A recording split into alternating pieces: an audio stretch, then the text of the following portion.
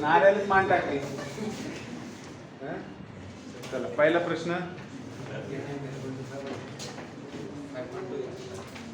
5.2 exercise. Narde mobile ठेव. Find the position vector A. ती आलेली ना आज पुढे बसली. ऐकून घ्या. Find the position vector of point R which divides the line segment joining the points P and Q whose position vectors are in the ratio 3:2 internally and externally. बघा तुम्हाला काय करायचं आहे. एक्सरसाइज 5.2 तुम्हाला पोझिशन वेक्टर फाइंड आउट करायचा आहे अशा पॉइंटचा जो एका सेगमेंटला डिवाइड करतो इंटरनली आणि एक्सटर्नली आणि कोणत्या रेशो मध्ये करतो 3:2. बरं 2i कॅप मायनस जे कॅप प्लस 3k कॅप आणि minus 5i cap plus 2j cap minus 5k cap. हे दोन काय दिलेले तरी पोझिशन वेक्टर. कुणाचे पोझिशन वेक्टर ते पॉइंट P आणि पॉइंट Q चे. एक लक्षात घ्या पोझिशन वेक्टर डिनोट करण्यासाठी जे कोणता पॉइंट आहे त्याचा स्मॉल लेटरचा पण वापर तुम्ही करू शकता. जसं P पॉइंटचा हा पोझिशन वेक्टर आहे तर तुम्ही याला स्मॉल p बार म्हणू शकता which represents position vector of point P किंवा तुम्ही OP बार म्हणू शकता कॅपिटल OP बार. हे नोटेशन आहे लक्षात ठेवा. हा Q पॉइंटचा पोझिशन वेक्टर आहे तर तुम्ही याला Q बार ने डिनोट करू शकता. कोसे काय झालं असेल अजून नको मला डिस्टर्ब होतं. नाही तुम्ही तुझ्याकडे पाहणार नाही पूर्ण लेक्चर पुन्हा वाटत तुला सर आपल्या लेक्चर नाही की नाही. तर P bar is a position vector. मी काल तुम्हाला एक PDF पाठवली ग्रुप वरती. ठीक आहे. ती ह्याच्यासाठी पाठवली की मी सविस्तर लिहिणार नाहीये त्याच्यानंतर तुम्ही बघून घ्या. जे मसाला भरायचा आहे तो कशा पद्धतीने भरायचा आहे. जसं की हे तुम्ही वर्ड मध्ये लिहिणार लेट थँक्स फॉर अप्रिशिएटिंग. हा नेहमी अप्रिशिएट करतो मी काहीतरी टाकत असं बाकीचे नाले फालतू गोष्टीवर बोलत राहते आणि काही गरज नाही राहू दे. नाही तर ओनली ऍडमिन सॉरी करून टाकायचं. P bar is a position vector of P. Q bar is a position vector of Q. आता होतंय काय रे PQ ही तुमची सेगमेंट आहे समजा बरोबर आहे. याला R डिवाइड करतो इंटरनली आणि एक्सटर्नली. रेशो काय दिलेला आहे 3:2. बघा इंटरनली डिवाइड करत असेल तर R ची पोझिशन इथं कुठं तरी असेल 3:2 मध्ये डिवाइड करणार आणि R या पॉइंटचं पोझिशन वेक्टर तुम्हाला काढायचं तर त्याला तुम्ही डिनोट करणार R बार. मग हे सगळं लिहावं लागतं की let P bar Q bar and R bar be position vectors of point P, Q and R. Now R divides PQ internally in the ratio 3:2. आपल्याला माहिती की जर जो पॉइंट डिवाइड करतोय त्याचा पोझिशन वेक्टर जर काढायचा असेल तर section formula for internal division आपण काय पाहिला होता R bar is equal to P bar N bar M plus N पाहिला होता. मग आता मला सांगा इथे M काय आहे तुमचा 3 N काय आहे 2 बरोबर आहे. हा A bar आणि B bar. तुम्हाला R बार काढायचं तर तुम्ही काय लिहिणार R bar equals to M म्हणजे 3 B बार म्हणजे काय Q बार प्लस N म्हणजे काय 2 A बार म्हणजे काय P बार डिवाइडेड बाय 5. आता Q बार आणि P बार तुमच्याकडे आहे मग त्याची व्हॅल्यू जर इथे ठेवली तर तुम्हाला R बार इक्वल्स काय भेटेल 3 times -5i cap plus 2j cap -5k cap plus 2 times of P by 2i cap minus j cap plus 3k cap divided by 5. तो बेटा R bar is equal to 5 को थोड़ा side में ले लेते हैं ठीक है. तो -15i cap plus 4i cap कितना होगा -11i cap 3 into 2 6j cap -2 plus 4 अरे हाँ ये नतीजे होते हैं जब आदमी गहरी नींद नहीं लेता. नहीं सर ते रॉड मुळे ते दोन झाले और बीच में किसी और चीज का रीजन बदल रहा है. ये जो बच्चा है ये हर बार गलती करने का रीजन वही है. अब आप मुझे समझ में आया ठीक है ना. तो नींद की कमी है बेटा सुधर जाओ. फिर हाँ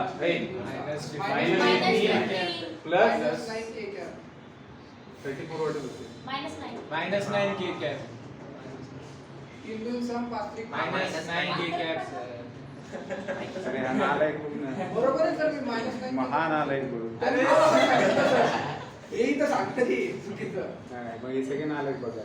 थँक्यू सर. लक्षात घ्या R bar is equal to हे भेटलं तुम्हाला. This is the position vector जे आपल्याला काढायचं होतं. मग R ह्या पॉइंटचा पोझिशन वेक्टर जो की इंटरनली डिवाइड करतो एक्सटर्नली डिवाइड करतो त्याचा इंटरनली डिवाइड करण्याचा तुम्ही पोझिशन वेक्टर फाइंड आउट केला. याच्यावरूनच तुम्ही R पॉइंटचे कोऑर्डिनेट्स काढू शकता. काढू शकतात की नाही? सांगा मला आर पॉईंटचे कोऑर्डिनेट्स ऑफ आर पॉईंट काय असणार आहे? याला आतमध्ये घेऊन जा -11/5 4/5 -9/5 आर या पॉईंटचे हे कोऑर्डिनेट्स आहेत. आपल्याला पोझिशन वेक्टर हा भेटलाय म्हणजे त्याचे कोऑर्डिनेट्स हे कोऑर्डिनेट्स हे असतील तर पोझिशन वेक्टर हा असेल. मग हे झालं ज्यावेळेस तुमचा आर पी क्यू ला इंटरनली डिवाइड करतो त्यावेळेस तुम्ही आरचा पोझिशन वेक्टर काढला. Now if R divides P Q externally P Q आणि आर एक्सटर्नली डिवाइड करतोय मग आपल्याजवळ काय असतं रे? बघा हे हा रेशो कसा असतो रे? 3:2 हा 3:2 वाला रेशो असतो असा. कळतंय? आपल्याला फॉर्म्युलेमध्ये जसं तशी व्हॅल्यू टाकायची आपल्याला काही घेतली काय ते इंटरनल काढले आपण एक्सटर्नल काढलं डायरेक्ट मग डायरेक्ट फॉर्म्युलाच आहे ना. Section formula for external division काय आपल्याकडे? R bar is equal to M B bar minus N A bar divided by M minus N. तो R bar is equal to M 3 सर M2 झाला नहीं बेटा सर एक्सटर्नली करतो ना आता इथं हाँ आपण तो एक बात समझ लो जो रेशो दिया है आपको क्या रेशो दिया है 3:2 तो इंटरनली और एक्सटर्नली दोनों में भी 3:2 ही रहेगा. आप फॉर्मूला समझिए फॉर्मूला वही है बस साइन का फर्क है. कळतंय का? लक्ष देते का? R bar is equal to M B bar minus N A bar upon M minus N यही आपका एक्सटर्नल डिवीजन के लिए फॉर्मूला है. आपको क्या करना है? m मतलब 3 p बार मतलब q bar minus 2 p bar divided by 1. तो r bar is equal to 3 times q bar मतलब -5i क्या प्लस 2j क्या -5k क्या माइनस 2 टाइम्स p बार मतलब 2i क्या माइनस j क्या प्लस ck क्या. ठीक है तो ये आएगा -15i क्या 6j क्या -15j क्या -4i क्या j क्या -15 -4 -19 i क्या plus 8 j क्या j क्या.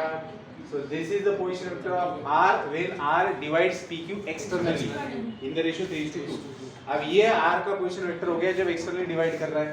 तो r पॉइंट के कोऑर्डिनेट्स क्या होंगे नरोडे? r पॉइंट्स के कोऑर्डिनेट्स क्या होंगे अगर ये r पॉइंट का पोजीशन वेक्टर है? बेटा i cap j cap k cap K coefficient लिखना होता है.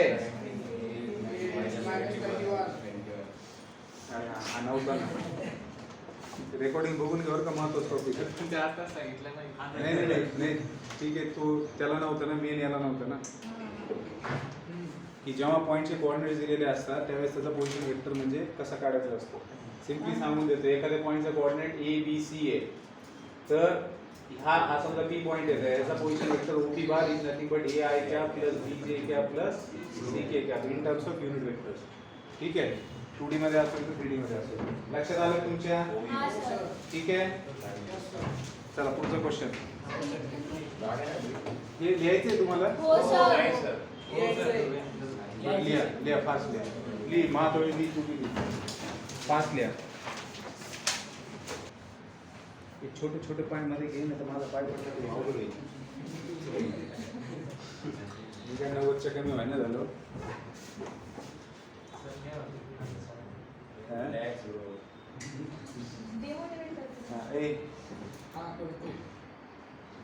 Find the position vector of midpoint m joining the point. Midpoint formula is simple. तुमच्या जो दोन पॉइंट्स L आणि N आणि काय म्हटलेले m हा मिड पॉइंट आहे याचा त्याचा पोझिशन वेक्टर फाइंड आउट करायचा. तर लिहिण्याची पद्धत काय की L आहे ते L बार N आहे तर स्मॉल n बार आणि m आहे तर स्मॉल n बार आहे परत तसाच झाला. हे तिन्ही काय त्याचे पोझिशन वेक्टर्स आहेत किंवा एलिमेंटचे. तुम्हाला काय करायचं m चा पोझिशन वेक्टर काढायचा आहे bye mid point formula. Bye mid point formula काय ऍक्च्युअली हा पण पॉइंट ह्या सेगमेंटला काय करत असतो डिवाइड करत असतो इंटरनली डिवाइड करतो but it is a mid point. तर रेशो 1:1 असणार आहे म्हणून m आणि n काय होऊन जातात तुमच्या जो ह्याचा पोझिशन वेक्टर काय वाटतं m bar is nothing but L bar plus n bar divided bye 2. मग L बार म्हणजे काय 7i क्या माइनस 6j क्या प्लस 12k क्या प्लस n बार म्हणजे काय 5i क्या प्लस 4j क्या माइनस 2k क्या आता हे तुम्हाला लिहायची गरज नाही जर अशा पद्धतीचा प्रश्न मल्टिपल चॉईस मध्ये विचारला तुम्ही क्लिअर कट काय करू शकता तुम्हाला माहिती याचं त्याचं ऍडिशन आहे 7 + 5 12 आहे -6 + 5 -2 j क्या 12 - 2 + 10 k क्या डिवाइडेड बाय 2 वरतून 2 कॉमन निघू शकतो हाँ सर मग m bar is equal to काय लिहिणार m बार इज 6 बरोबर आहे so this is what position vector of mid point m which is asked to find तर मग m चे कोऑर्डिनेट्स काय होतील आता हे विचारलेलं नाही मी तुम्हाला सांगतोय प्रत्येक वेळेस ठीक आहे विचारलेलं नाही दिलं तरी चालून जाईल तर कोऑर्डिनेट्स काय आले 6 ठीक आहे पुढचा प्रश्न if the points are collinear then the ratio in which the point C divides the line segment AB the values of P and Q ठीक है क्वेश्चन नंबर 30 A पॉइंट है जिसके कोऑर्डिनेट्स है 3 0 P B पॉइंट है जिसके coordinates है -1 Q 3 आणि C point आहे ज्याचे कोऑर्डिनेट्स -3 3 0 हे बेटा यांनी म्हटलेले की हे तीन पॉइंट्स कोलिनियर आहेत तर तुम्हाला फाइंड आउट करायचं आहे number 1 the ratio in which the point C divides the segment AB आता ह्या प्रश्नामध्ये दोन गोष्टी लक्षात ठेवायच्या तुम्हाला ज्या वेळेस असं दिलेलं जाईल की बाबा दोन पॉइंट्स आहेत आणि एक तिसरा पॉइंट त्यांना डिवाइड करतोय तुम्हाला फाइंड आउट करायचंय की तो कोणत्या रेशो मध्ये डिवाइड करतोय बरोबर आहे काय म्हटलेले C divides the line segment in which ratio आणि ज्यावेळेस रेशो विचारतात त्यावेळेस ऑब्विसली तुम्ही डिवाइड करताना इंटरनली करतो की एक्सटर्नली करतो हे पण कळूनच जाईल तुम्हाला मग तुम्हाला काय करायचंय AB ही सेगमेंट दिलेली आणि त्यांनी विचारलेले की बाबा हा जो पॉइंट C आहे या AB ला हे हा जो पॉइंट C आहे तो या AB ला कशा पद्धतीने डिवाइड करतो इंटरनली करतो एक्सटर्नली मग अशा पद्धतीचा प्रश्न सोडवत असताना काय करणार तुम्ही तर तुम्ही इंटरनल डिव्हिजनच कन्सिडरेशन मध्ये ठेवायची फॉर्म्युला वापरताना कळतंय का आणि रेशो काय घेणार λ1 किंवा k1 जे आपण लिहून दिलं होतं ते समजा λ1 तर आपल्याला माहित नाही तर आपण काय म्हणूयात की let C divides segment AB in the ratio मग हे आपलं कन्सिडरेशन राहणार की let C divides segment AB internal नाही इन द रेशो फॉर्म्युला वापरताना इंटरनलच वापरायचा पण इन द रेशो λ1 हे आपलं स्टँडर्ड राहणार आहे ज्या वेळेस तुम्हाला रेशो फाइंड आउट करायचा असेल कळतंय मग आता फॉर्म्युला कोणता वापरणार इंटरनल डिव्हिजन आपल्याला रेशो माहिती आहे का इंटरनली तो पॉइंट इंटरनली करतो एक्सटर्नल माहित नाही पण आपण वापरणार इंटरनली हा नेहमी लक्षात ठेवा मग यांचे पोझिशन वेक्टर्स काय आहेत रे ABC पॉइंट दिलेत A bar B bar C बार हे पोझिशन वेक्टर मग जर C पॉइंट AB ला इंटरनली डिवाइड करतोय तर C चा position vector is nothing but what MB बार मतलब lambda B bar plus N A बार मतलब 1 into A bar divided by lambda plus 1 अब क्योंकि आपके पास तीनों पॉइंट्स के कोऑर्डिनेट्स मौजूद है तो उनके पोजीशन वेक्टर्स आप लिख सकते हो A bar is nothing but 3 I क्या प्लस P K क्या हैं B bar is equal to minus I क्या प्लस Q J क्या प्लस 3 J क्या and C bar is equal to minus 3 I क्या प्लस 3 J क्या ठीक है तो बस इसको इसके अंदर रख देते हैं तो C बार मतलब क्या है आपके पास माइनस 3I क्या plus 3 this is nothing but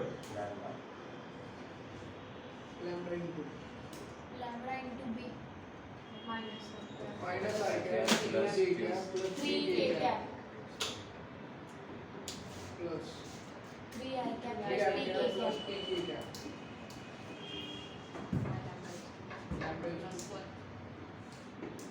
आता एक लक्षात घ्या तुम्हाला माहिती इक्वालिटी ऑफ वेक्टर्स मध्ये काय असतं दोन वेक्टर्स जर इक्वल असतील तर मॅग्निट्यूड इक्वल असेल डायरेक्शन इक्वल असेल इन जनरल पण जर त्या वेक्टर्सला तुम्ही युनिट वेक्टरच्या स्वरूपात दिलेलं असेल आणि ते दोन जर वेक्टर्स इक्वल असतील तर त्यांचे कंपोनंट्स इक्वल असतात म्हणजे मी जर असं लिहितोय की A1I cap plus A2J cap plus A3K cap is equal to B1I cap plus B2J cap plus B3K cap याचा अर्थ काय A1 is equal to B1 I कॅपचे कोएफिशिएंट I कॅपशी इक्वल असणार म्हणजे कंपोनंट्स आर इक्वल कळतंय का equal vector equality of vectors हां ते कंपोनेंट्स रेशो मध्ये किती राहतात कोलिनियर असल्यावर त्यांचे रेशोज इक्वल राहतात ना सर बट इससे अच्छा अपन पहले P and Q की वैल्यू निकाल लेते हैं बेटा कैसे निकालेंगे मिड पॉइंट्स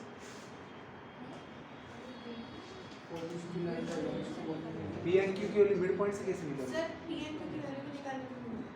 हाँ तो वो तो सेकंड क्वेश्चन है ना, वो तो पहले इसको सॉल्व करना पड़ेगा तभी तो आएगा।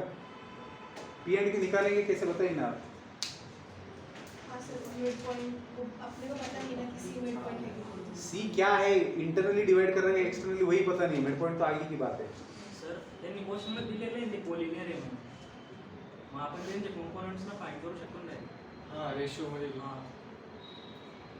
अच्छा तू म्हणतोय की ते कोलिनियर दिलेले आहेत, हां ठीक आहे। कोलिनियर दिलेले असताना तुमच्याकडे किती अननोन्स आहेत? 2 अननोन्स। सगळ्यात महत्त्वाची गोष्ट लक्षात घ्या, त्यांनी कोलिनियर ह्याच्यासाठी म्हटलेले कारण डिव्हिजनचा प्रश्न आहे ना, 3 पॉईंट्स एकाच लाईन मध्ये नसतील तर कोण पुन्हा डिवाइड करेल, कसं काय सांगू शकतो। So this is the first and primary condition की ते 3 पॉईंट्स कोलिनियर असेल पाहिजे, तेव्हा ते एक पॉईंट कोणता तरी एक पॉईंट उरलेल्या दोघांना डिवाइड करेल ना, त्याच्यासाठीच ही कंडिशन आहे, ठीक आहे। हे पाय हे पण आपण करतोय म्हणजे तेच करतोय, लक्षात येते का? तुम्ही करताय काय, हे काय आहे? स्केलर मल्टिप्लिकेशनच तर आहे ना, एक वेक्टर दुसऱ्याच्या लिनियर कॉम्बिनेशन मध्ये लिहिलेले कोलिनियर आहेत म्हणजे, लक्षात येते का? बरं बघा आता हा लॅम्बडा प्लस 1 काय आहे? कॉन्स्टंट, इकडे जाऊन मल्टिप्लाय झाला तर काय भेटेल तुम्हाला?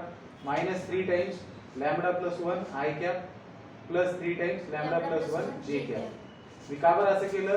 कारण इकडे एक वेक्टर आहे, तुमच्याकडे आय कॅप आहे जे कॅप आहे, बरोबर आहे। ह्या नंबरला इकडे येऊन मल्टिप्लाय केलं।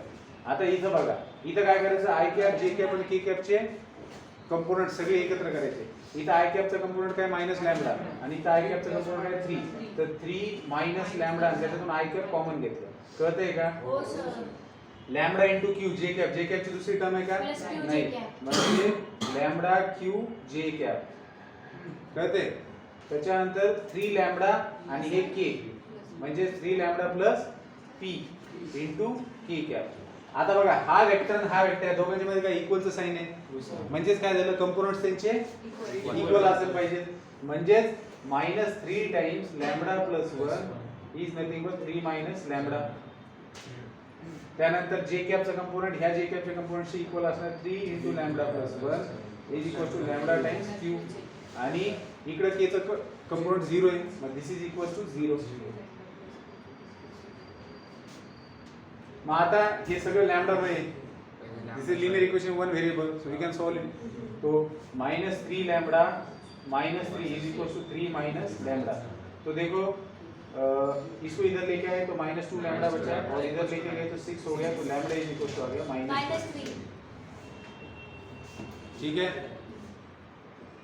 सो क्योंकि लैम्बडा का वैल्यू नेगेटिव आया है तो हम बोल सकते हैं कि C point divides AB externally. अगर लैम्बडा का वैल्यू पॉजिटिव आता तो हम बोलते हैं कि C पॉइंट इसको इंटरनली डिवाइड कर रहा है। हमने λ/1 रेशियो अज्यूम किया था ना, तो लैम्बडा का वैल्यू अगर नेगेटिव आता है तो जो भी पॉइंट है वो एक्सटर्नली डिवाइड करेगा, अगर पॉजिटिव आता है तो वो पॉइंट इंटरनली डिवाइड करेगा। अब लैम्बडा का वैल्यू आया है नेगेटिव, सो हम लोग यहाँ पर लिखेंगे कि here value of lambda is negative, therefore point C divide sec AB externally in the ratio ना, नेगेटिव साइन बस आपको इंटरनल एक्सटर्नल बताने के लिए, रेशियो तो 3:1 ही रहेगा। लैम्बडा का वैल्यू 3 है, λ/1 बोला था हमने, तो नेगेटिव आया है, एक्सटर्नली डिवाइड कर रहा है इन द रेशियो 3:1। क्लियर है? तो ये पहला क्वेश्चन हल हो गया। अब दूसरे क्वेश्चन के लिए चले जाते हैं। इधर देखिए, अब लैम्बडा का वैल्यू -3 है तो उससे p का वैल्यू मिल जाएगा। तो लैम्बडा का वैल्यू -3 यहाँ पर रखा तो p का वैल्यू कितना है? लैम्बडा का वैल्यू -3 है तो -9 आएगा, उधर जाएगा तो प्लस हो जाएगा। फिर यहाँ पर इन दोनों वैल्यूज को रख देते हैं। लैम्बडा का वैल्यू -3 तो 3 in bracket -3 + 1 is equal to -3 into q। तो ये क्या बन जाएगा? -6 तो q आएगा 2। तो p एंड q का वैल्यू आपको मिल चुका है, and also p is equal to 9 and q is equal to 2। आया समझ में? ये क्वेश्चन पूछे जाते हैं एग्जाम के अंदर, समझिए बात को।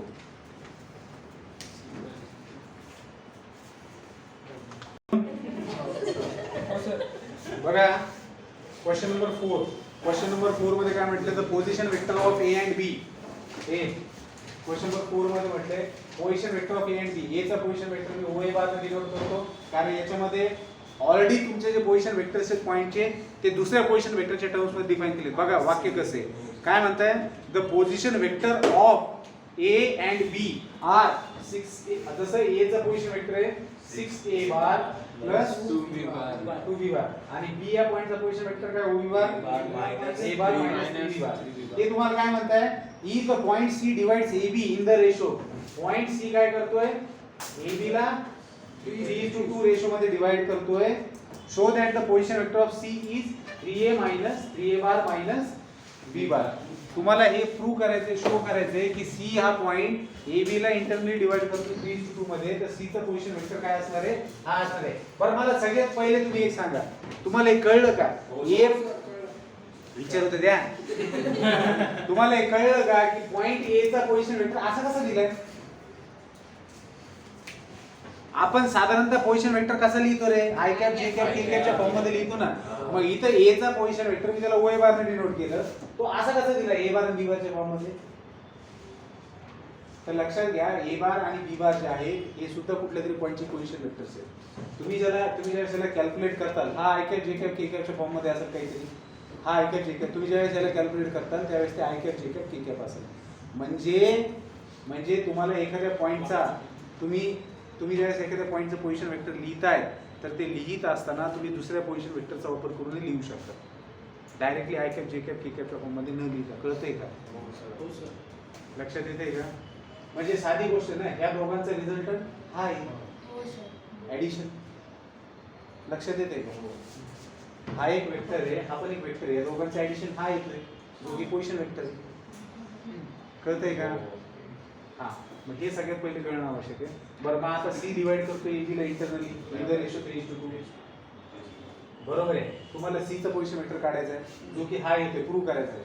मग तुम्ही OC bar is the position vector of c.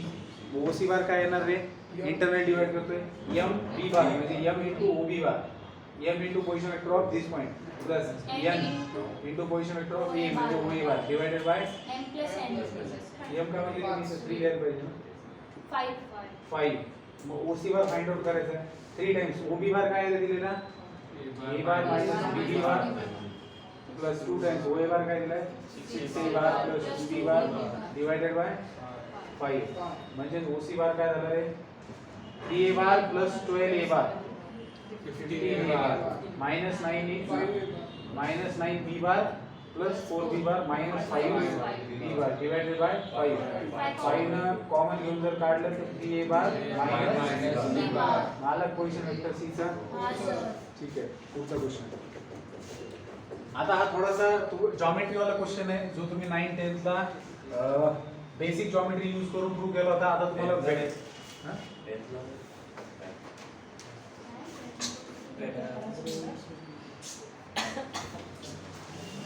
Basic geometry वापरून जो सोडवला होता काय सांग बरं 9 चे टॉपिकचे नाव. ज्योमेट्री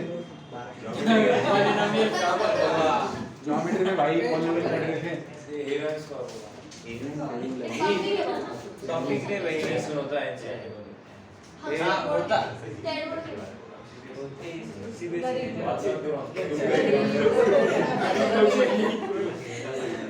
झालंच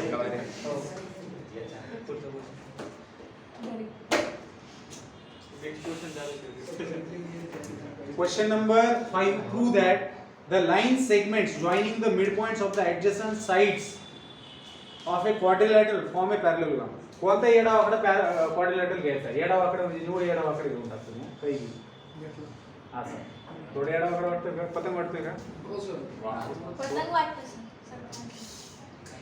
ठीक आहे. म्हणजे काही बी घेतलं समजा आपण एक कसं बी घ्यायचं आहे एक क्वाड्रिलॅटरल घ्या म्हटलंय ना त्यांनी. मग या क्वाड्रिलॅटरलला आपण नामकरण करूयात अबकड. ठीक आहे.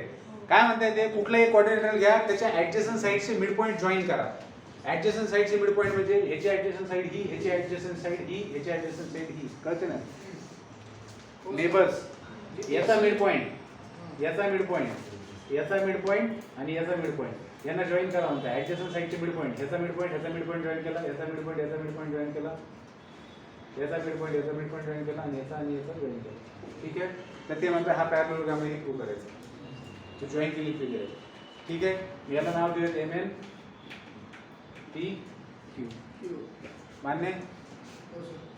कोणताही क्वाड्रिलेटरल घेतला और उस क्वाड्रिलेटरल के एडजेसेंट साइड से मिड पॉइंट्स को अगर आप जॉइन करते हो जो फिगर बनते हैं उसको पैरेललोग्राम कहते हैं. मतलब पैरेललोग्राम होता है ये आपको वेक्टर मेथड से प्रूव करना है वेक्टर का यूज करके. तो बेटा देखो ये सब सारी चीजें ये तो कंस्ट्रक्ट मतलब जो गिवन है उससे आपने फिगर बनाया है. तो आप इसमें पोजीशन वेक्टर का इस्तेमाल करने वाले हैं तो सभी पॉइंट्स है उनके पोजीशन वेक्टर्स उनके छोटे स्वरूप होंगे है ना. मतलब ABCD का small a bar b bar c bar d bar इस तरीके से l bar n bar n bar p bar LMN PQ sorry MN PQ m bar n bar p bar q bar. तो ये सारे क्या है position vectors of these points. ठीक है. अब आप मुझे बताइए अगर मुझे MN PQ यस अगर मुझे MN PQ को पैरेललोग्राम प्रूव करना है तो बेसिक ज्योमेट्री क्या कहती है पैरेललोग्राम की क्या प्रॉपर्टी होती है डेफिनेशन क्या होती है अपोजिट साइड का पैरेलल एंड कॉन्ग्रुएंट. सही है ना. तो एक कोई भी एक अपोजिट साइड का पेयर हम लोग चुन सकते हैं जिसको प्रूव करने के बाद सिमिलरली बोल के दूसरी जो अपोजिट साइड का पेयर है वो हो जाएगा. तो किसी एक पेयर को सॉल्व करना जरूरी है प्रूव करना जरूरी है. तो हम किसको ले MQ और MP को ले लेते हैं या फिर MN और QP किसी को भी ले सकते हो. तो हम लोग ये बोलेंगे कि हाँ अब देखो M क्या है बेटा मिड पॉइंट है किसका AB का. तो बाय मिड पॉइंट फार्मूला में M बार को क्या लिख सकता हूँ A bar plus B bar by 2 bar. ठीक है. फिर मैं Q बार को क्या लिख सकता हूँ A bar plus B bar by 2. अब MQ बार है मेरे पास और NP बार है तो मैं N बार को क्या लिख सकता हूँ और C बार को मैं लिख सकता हूँ C बार प्लस D बार बाय. ठीक है. तो by using mid point formula हमने लिखा क्योंकि ये सारे मिड पॉइंट्स हैं क्वाड्रेटिक के.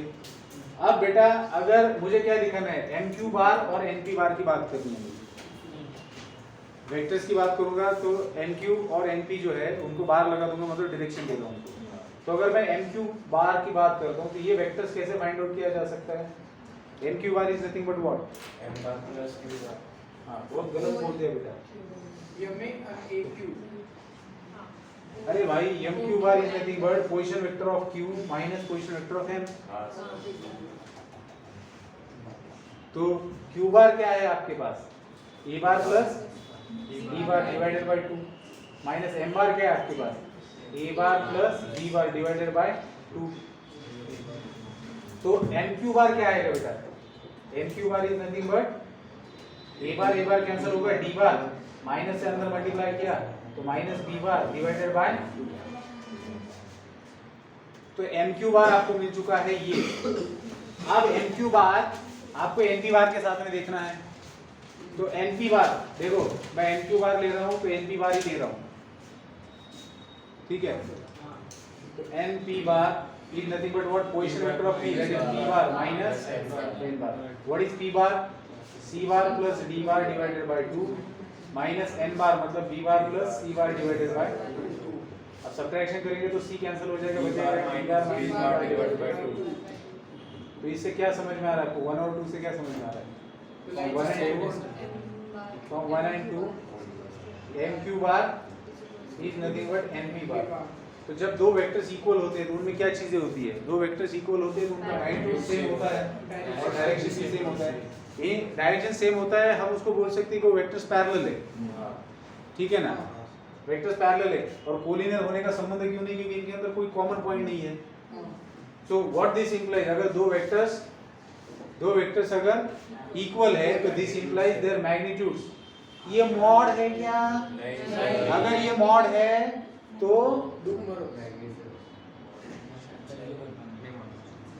अगर ये मॉड है तो कुछ नहीं हा मैग्नीट्यूड आहे बरोबर आहे. सो मॅग्नीट्यूड जर हे दोन वेक्टर्स इक्वल आहे त्यांची मॅग्नीट्यूड इक्वल आहे and also MQ is parallel to NQ. ठीक है.